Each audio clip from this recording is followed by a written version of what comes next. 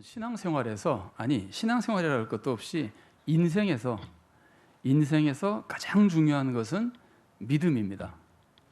물론 가장 중요한 분은 하나님이시지만 그 하나님의 은혜를 입고 구원받는 길이 믿음이기 때문에 우리들의 입장에서 그 분을 대상으로 하는 것이 아니라 우리가 해야 될 것 혹은 우리가 가져야 될 어떤 개념적인 것을 말한다면 가장 중요한 것이 믿음입니다. 공감이 되시죠? 우리들의 가장 중요한 것은 믿음입니다. 또 사랑도 얼마나 중요합니까? 왜냐하면 믿는 사람은 반드시 사랑해야 되잖아요. 그래서 신앙생활에서 아마 가장 중요한 것이라고 하면은 이거는 맞는 건 아니지만 그냥 생각하는 데는 좀 도움이 돼요. 우리가 신앙생활 그러는데 이거를 만약에 잘라서 얘기하면은 신앙생활이잖아요. 그러니까 신앙에 있어서 구원받는 신앙에 있어서 가장 중요한 건 믿음이죠, 그죠? 그러면 신앙생활에서 그 믿는 사람이 살아가는데 제일 중요한 건 뭡니까? 살아가는데 제일 중요한 건 사랑이죠. 살아가는 삶의 기준이 사랑이기 때문에, 율법의 완성이 사랑이기 때문에, 그러니까 믿음과 사랑이 중요하다고 하는 것은 누구도 부인할 수도 없고 모르지도 않습니다. 신앙생활에서 믿음과 사랑은 정말 중요합니다. 믿음이 있어야 구원을 받고 사랑이 있어야 하나님의 뜻대로 살아가며 믿음을 지켜나갈 수 있습니다. 그런데 성경은 믿음, 소망, 사랑 이 세 가지가 항상 있을 것인데 그러잖아요. 우리가 늘 믿음, 소망, 사랑이 중요하다고 그러잖아요. 그러면 믿음이 중요하고 사랑이 중요한 것은 충분히 알겠는데 소망도 그 정도로 중요할까요? 소망도 믿음만큼 중요하고 사랑만큼 중요할까요? 저는 그렇게 생각을 안 했었습니다. 어느 때까지 그렇게 생각 안 했냐면 전도사 시절까지 그렇게 생각 안 했어요. 제가 신학교 2학년 때 전도사로 어느 교회에서 청년부를 지도했어요. 청년들이랑 겨울 신앙 수련회를 했는데 그때 제가 어떤 주제로 말씀을 나눴느냐 하면은 믿음, 사랑, 소명을 가지고 나눴어요. 믿음, 소망, 사랑이 아니라 믿음, 사랑, 소명을 가지고 나눴어요. 왜냐하면 청년이기도 하고 우리가 소명은 무엇인가도 또 나누게 됩니다만 소명이 굉장히 중요한데 반해서 사람들이 너무 소명의 중요한 걸 모른다는 생각을 혼자 했었어요. 지금도 그렇게 생각해요. 지금도 우리 성도들이 소명의 중요성을 너무 모른다는 생각이 들어요. 소명을 너무 우습게 생각한다고 생각해요. 소명이 굉장히 중요하다고 생각했기 때문에.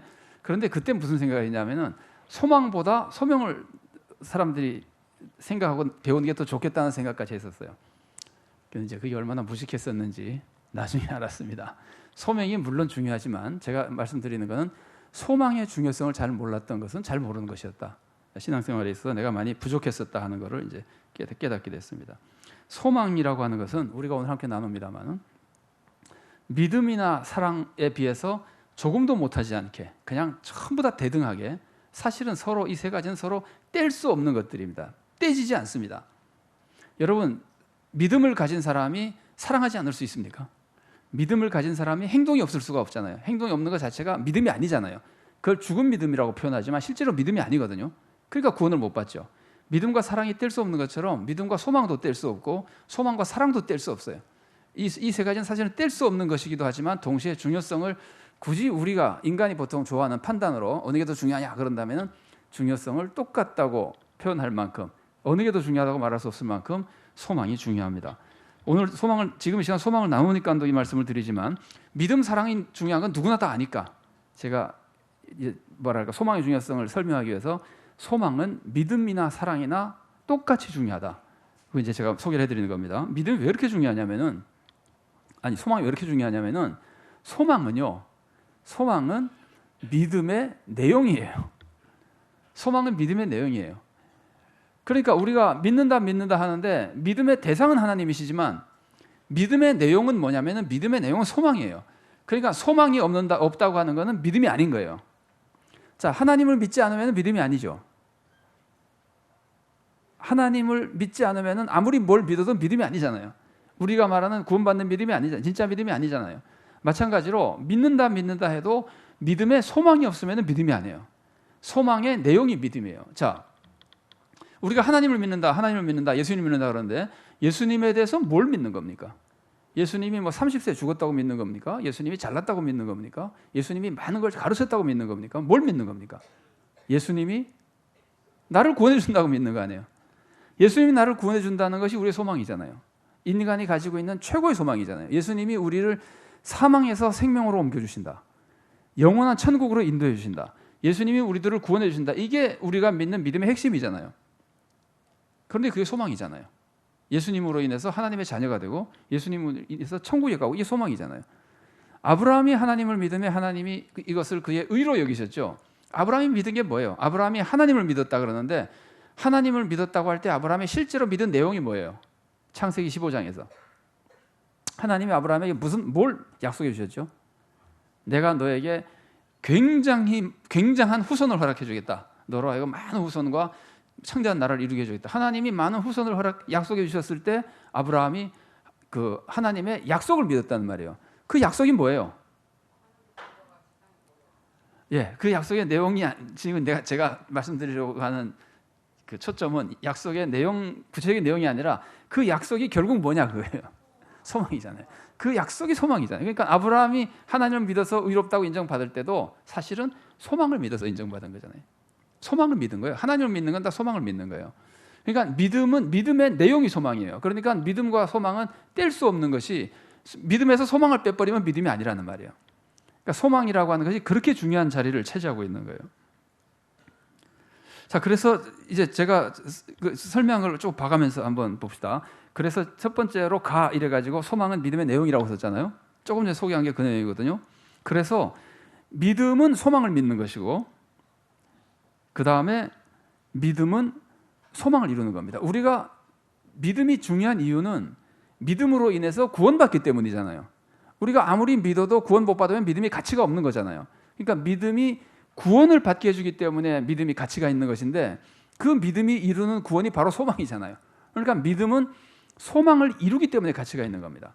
좀 달리 말씀드리면, 한 번 더 말씀드리면, 믿음은 소망을 믿는 것이고, 믿음은 소망을 믿는 것이고, 그 소망을 이루기 때문에 믿음이 가치가 있는 겁니다. 그만큼 소망이 믿음에 있어서 중요한 것입니다. 그래서 오늘 우리가 읽은 말씀입니다만은, 믿음은 바라는 것들의 실상이요. 이 부분을 특별히 강조하는 건데, 바라는 것이 소망이잖아요. 믿음은 소망의 실상입니다. 믿음은 소망을 현실화 만들어주는 겁니다. 현실화 시켜주는 겁니다. 그래서 믿음이 가치가 있는 겁니다.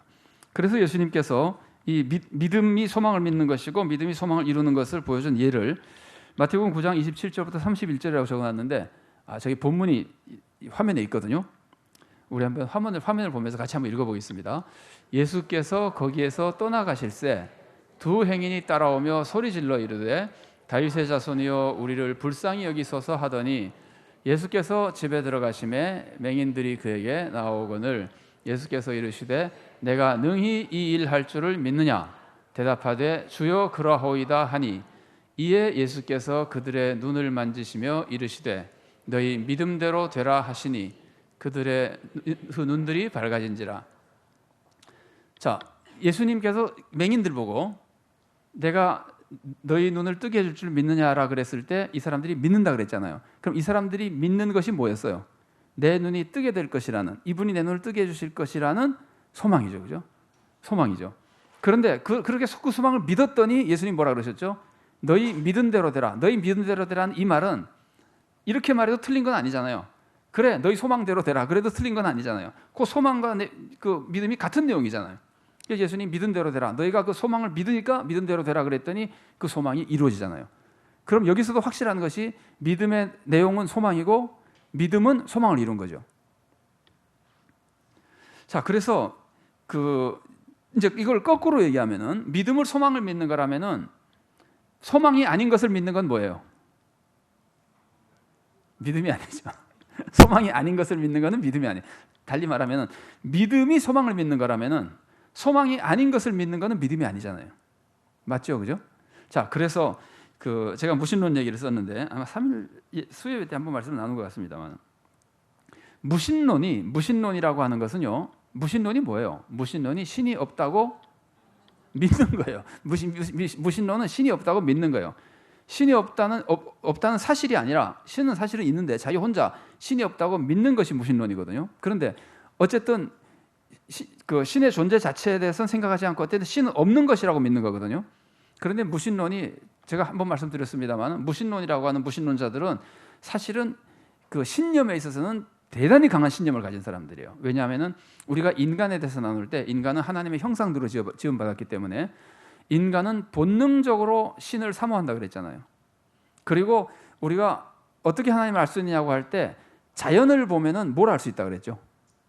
하나님이 계신다는 걸 알 수 있다 그랬잖아요. 그래서 로마서 1장 20절에서 세상을 살아가면서 나는 하나님이 있는지 몰랐다고 편개할 수 있는 사람은 없다 그랬잖아요. 하나님 앞에 가서 저 하나님 있는지 몰랐습니다 그러면은 그 핑계거리가 안 된다는 거예요. 하나님이 있다는 것을 모를 수가 없다는 거예요. 세상을 보면은. 그런데 하나님이 계신다는 건 알아요. 그래서 사람들이 다 무의식적으로나 하나님을 믿거나 종교가 심지어 없는 사람들도 급하면 다 하나님을 찾는단 말이에요. 그리고 어느 민족에게 가봐도 무당이 있고 신에 대한 그 갈구하는 신의 도움을 찾으려는 것들이 다 있다는 말이죠. 사람들은 본능적으로 신이 있다는 것을 알고 신이 있다고 생각하고 신을 자꾸 찾게 돼 있는데 무신론자는 안 그러잖아요. 무신론자는 신이 없다고 믿는 거잖아요. 본능을 거스러서 믿는 거예요. 자, 그러니까 이제 이렇게 한번 생각해 봅시다. 제가 그 인간의 본능을 얘기할 때 인간의 두 번째, 인간이 창조됐을 때 두 번째 본능을 뭐라 그랬는지 기억나십니까? 그냥 성경적으로 볼 때 인간의 두 번째 본능은 남녀간에 서로 사모하는 거라 그랬잖아요. 하나님이 인간을 만드실 때 인간을 남녀로 만드셨기 때문에 남녀간에 서로 나이가 들면은 때가 되면은 서로 사모하게 되는데 그것보다 더 먼저 있는 인간의 본능이 뭐라 그러죠? 하나님을 찾는 거라 그러죠. 하나님을 사모하는 거. 그러면 하나님을 사모하는 이것을 극복하는 것이 대단한, 하나님이 있는데도 불구하고 그걸 다 뭐라 그럴까요? 이겨내고 그런 생각을 다 자기 의지로 이겨내고 신이 없다고 믿는 것이 대단한 믿음인 것은, 여러분 사람이 요새는 제가 생각할 때 금욕하고는 좀 다른 것 같아요. 요새 결혼하지 않는 사람들이 많은데 금욕하고는 좀 다른 것 같아요. 완전히 금욕해가지고 이성에 대해서 전혀 모든 자기의 욕심이나 본능적인 것을 다 절제하면은 대단한 사람이잖아요. 그러면 인간이 본능적으로 이성을 사모하는 것을 절제하고 완전히 그거를 금욕하고 살아나가는 것이 대단하다면은 그것보다 훨씬 더 대단한 것은 무신론자라는 말이에요. 왜냐하면 신을 찾는 것은 인간의 가장 중요한 본능이기 때문에. 그런데 무신론자를 믿음이 있다 그러지 않습니다. 왜 믿음이 있다 그러지 않습니까? 믿잖아요. 우리가 하나님이 계신다고 믿는 것하고 무신론자가 하나님이 없다고 믿는 것하고 비교해 보면은, 믿음의 크기만 비교해 보면은 많은 신자들이 질지도 몰라요. 무신론이라는 게 그렇게 강한 믿음이에요. 없다고 믿는 것이 뻔히 있는데도. 그런데도 불구하고 무신론자의 믿음은 믿음이라 그러지 않잖아요. 왜 그렇죠? 소망을 믿는 게 아니니까. 신이 없다고 믿는 거는 그냥 절망을 믿는 거예요. 신이 없으면 우리가 지금 살아가는 것에 대한 아무런 개선의 여지가 없잖아요. 더 나아질 수 있는 길이 없잖아요. 죽음을 어떻게 해결하며, 죄를 어떻게 해결하며, 인간이 할 수 없는 일들을 어떻게 다 해결합니까? 기적을 어떻게 이제 사모할 수가 있습니까? 그러니까 소망이라는 게 없는 거예요. 그래서 무신론은 정신적으로는 믿음이지만 믿음이라고 그러지 않는 겁니다. 믿음은 소망을 믿는 겁니다.